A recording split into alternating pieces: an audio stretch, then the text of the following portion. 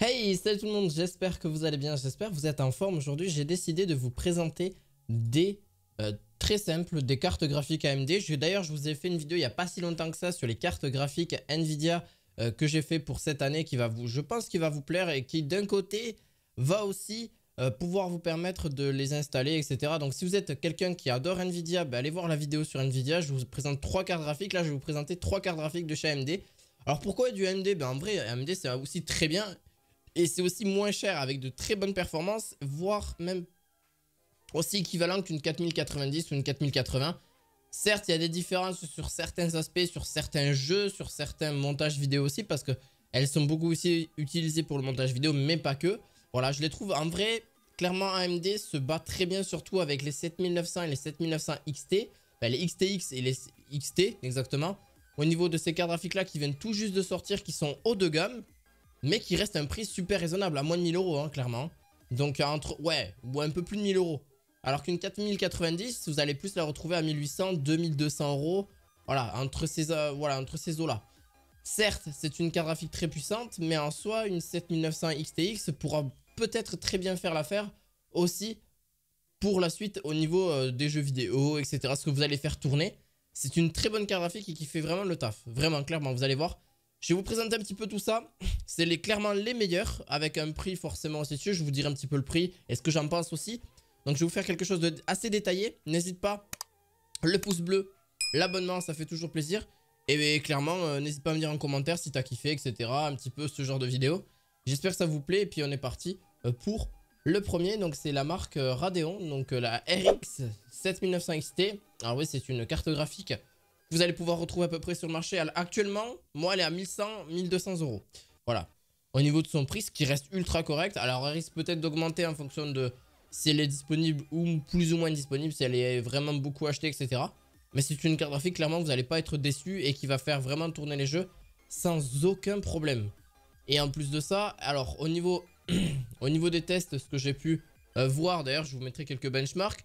Elle est très concurrente d'ailleurs avec la 4080. La 4090 c'est peut-être encore un petit peu osé parce que clairement elle est un petit peu au-dessus. Celle-ci a une sortie vidéo HDMI 2.1 et un DisplayPort 2.1 aussi sur celle-ci. Elle fera largement tourner les jeux en 4K, mais alors sans aucun problème, très clairement. Le point faible c'est peut-être le ray tracing toujours en retrait au niveau par rapport à la concurrence. Une ventilation un peu discrète au niveau de celle-ci. Désolé si je tousse un peu, hein. M'en voulez pas. Ça, c'est vraiment un petit peu les points négatifs. Mais à part ça, niveau jeu, elle fait vraiment tourner les jeux sans souci. Il faut savoir que cette quantité en termes de RAM, elle a 24 Go la XTX. 2,5 slots au niveau du dissipateur. Elle a Navi 31 au niveau de la puce, donc au niveau du processeur graphique. Rien de plus particulier. Donc au niveau des points techniques, je pense vous avoir fait un petit peu le détail. Si vous souhaitez un petit peu plus de détails sur cette carte graphique, n'hésitez pas. Il faut savoir qu'elle fait du 5,3 teraflops par seconde, ce qui laisse quand même vraiment quelque chose de plutôt bien. Alors c'est sûr que par rapport à la 4090, qui aura tendance à faire un petit peu plus en termes de teraflops par seconde, mais ça reste vraiment correct, hein, clairement, au niveau de celle-ci. C'est la série des 7000, donc forcément... D'ailleurs, ils intègrent pas mal de spécificités. Qu'est-ce que je veux dire par là? Par rapport à une 5900, enfin la 6950 XT, qui était la fréquence maximale du GPU était donnée de 2500 à 2300 MHz. Celle-ci va pouvoir directement faire du 2500 MHz sans problème en 24 Go. Donc dites-vous que déjà 24 Go de RAM, c'est déjà énorme, hein. La plupart des jeux clairement ne consomment pas autant. Même en 4K, je suis pas sûr qu'on arrive à...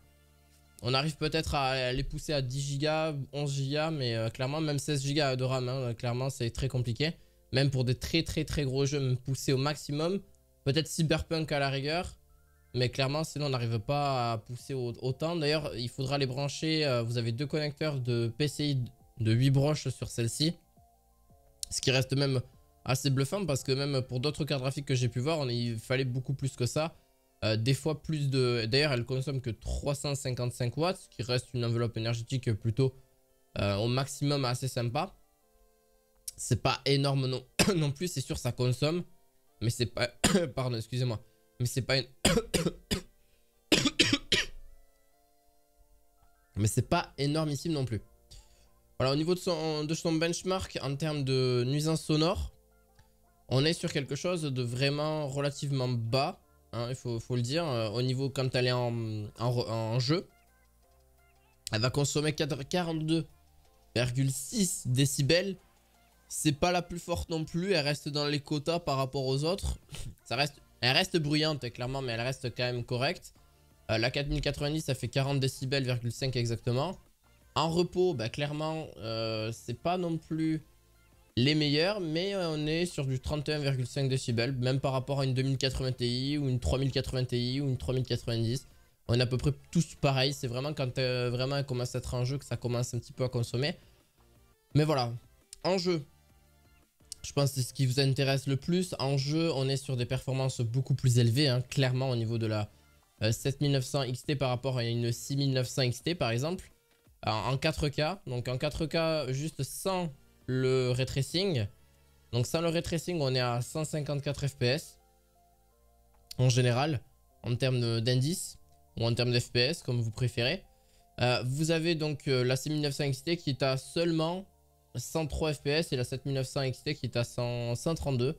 Donc on a clairement un gain de performance d'environ entre 20 et 30% quand même en supplément, je pense, par rapport à la 6900. La 4090 forcément elle est beaucoup plus élevée, mais elle concurrence par contre beaucoup la 4080 qui était qu'à 150 FPS. Donc la 4090 aura tendance à faire du 189 FPS, ce qui est quand même la carte graphique la plus puissante du marché, hein, clairement.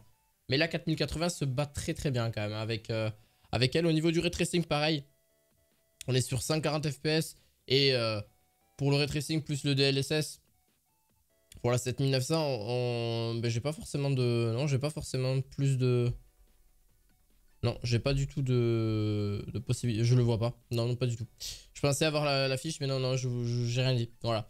Mais voilà, franchement, pour le ray tracing, ça reste vraiment bien. On a quand même des performances assez bonnes. Même avec un peu moins d'FPS quand même en général par rapport à des 4080 ou des 4080 Ti, c'est que... Enfin 90 pardon, la 4090 aura tendance à être même plus performante ou même une 4070 à ce niveau-là. Voilà, chacun en pense ce qu'il veut, mais elle reste quand même beaucoup moins chère qu'une 4090 et elle reste à peu près dans les prix d'une 4080. Donc même si une 4080 est aux alentours de 1300-1400 € au niveau de celle-ci, donc ça reste quand même un budget aussi au niveau de celle-ci. Donc on va passer à la deuxième qui est la 7900 XT que vous connaissez.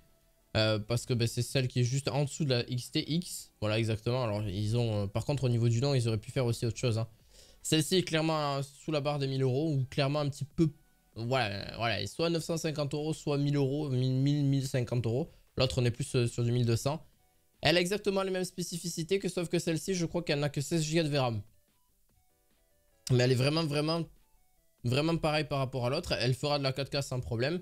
Mais elle a que 20 Go de quantité de mémoire en GDDR6, Navi 31 aussi, 2400 MHz en termes de fréquence GPU, ce qui reste un tout petit peu plus faible que l'autre, même si la fréquence mémoire est à 2500, on reste vraiment sur les mêmes caractéristiques, sauf qu'elle a moins de Go par rapport à l'autre, et aussi probablement un peu moins de teraflops, ce qui est possible.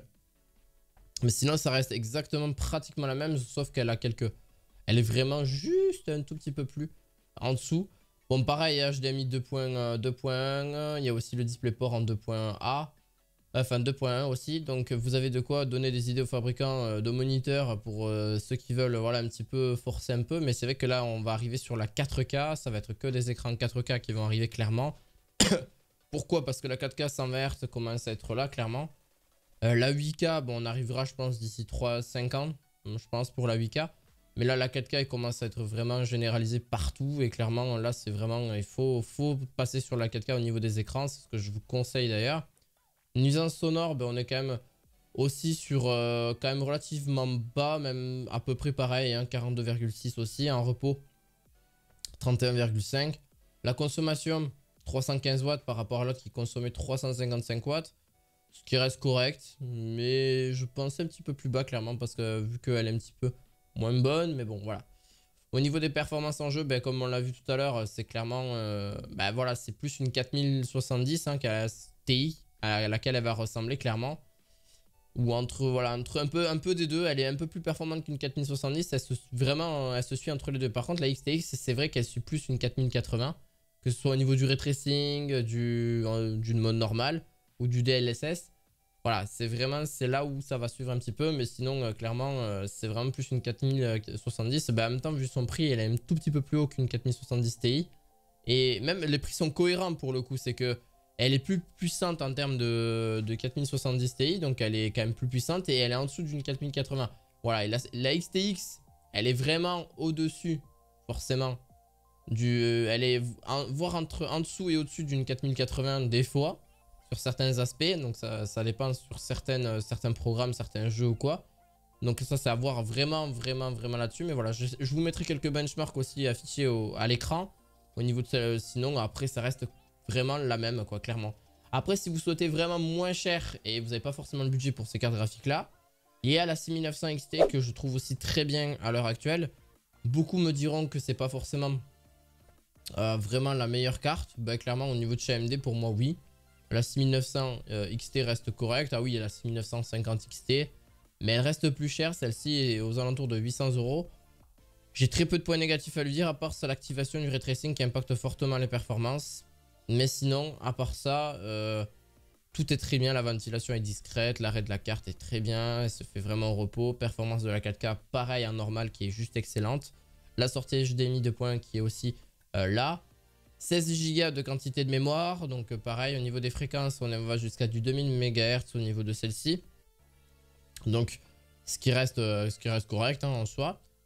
Elle est moins chère, c'est sûr, mais est-ce qu'elle vaut par rapport à une 4070? Non, je pense pas. Une 4070 Ti est beaucoup plus performante, clairement, hein, au niveau des performances. Vous allez le voir, hein, même au niveau d'une consommation électrique. La 6900 XT aura tendance à consommer quand même pas mal. 300 watts, quand même, c'est quand même pas négligeable au niveau de celle-ci. Et faut le savoir aussi, une 3090 ou même une 4090 aura quand même tendance à consommer plus, mais sera beaucoup plus performante aussi. Là, comme je vous ai dit, on la compare à une 4070, hein, très clairement. Là, j'ai des benchmarks qui vont pas forcément plus qu'une 3090, mais même là, au niveau des FPS, pour en tout cas l'efficacité énergétique plutôt, là, vous avez quelque chose qui consomme quand même pas mal. Voilà, au niveau de celle-ci. Des indices en jeu, ben, clairement, ben, elle est plus puissante qu'une 2080 Ti. Hein. La 2080 Ti va arriver à peu près à 222 d'indices. Celle-ci va arriver à 286. Une 3090 aura 326. Une 4090, ben, je vous laisse voir un peu, mais elle sera clairement au-dessus. Donc les performances en jeu ne sont pas forcément ce qui est le plus représentatif. Enfin, ce qui représente le mieux au niveau de celle-ci. Voilà. Franchement, que ce soit en Full HD ou du 2K, elle sera très bien. En 4K, elle fera largement le taf aussi. Faut le savoir aussi.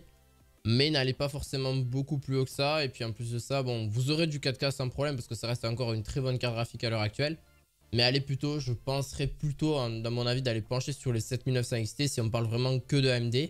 Sinon, ben, ce que je vous invite à faire, c'est d'aller voir ma vidéo sur Intel. Je vous conseille 3 cartes graphiques dont vous les connaissez. Je les ai dit dans cette vidéo. La RTX 3080 que je conseille. La 4070 Ti. Allez-vous devoir pour la troisième. Je vous laisse aller un petit peu aller checker. J'espère que cette vidéo vous aura plu. Ça a été relativement long. Donc n'hésitez pas à mettre un gros pouce bleu, à vous abonner à la chaîne. Et je vous retrouve la fois prochaine pour d'autres vidéos high-tech. À la fois prochaine. Ciao, ciao.